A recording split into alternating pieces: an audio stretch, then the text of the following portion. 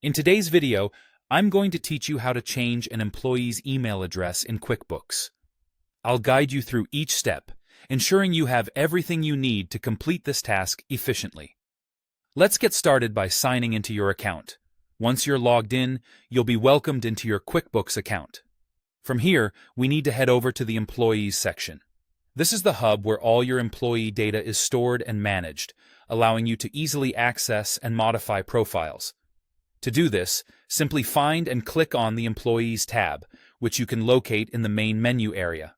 Selecting this will bring up a list of all your employees. Now let's identify the specific employee whose email you wish to update. From the list displayed in the Employees section, you'll need to locate and click on the profile of the designated employee. Clicking this will open up their detailed information page.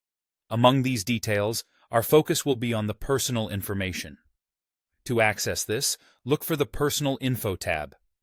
This is generally found as a subsection within the employee's profile. Once you've spotted it, go ahead and click on Personal Info to proceed. Now that you're viewing the personal information, it's time to make some edits.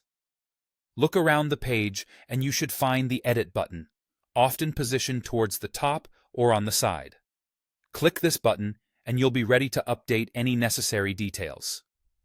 With editing enabled, navigate directly to the email field. This is where you'll need to type in the new email address for the employee. It's crucial to ensure the new email is entered accurately. Double-check to avoid any errors or mistyping. A good practice is to confirm this new email address with the employee to ensure everything's in order. Once you've entered the updated email, the final and critical step involves saving your changes. Locate the Save button on your screen, which can typically be found at the bottom or in one of the corners, and click it.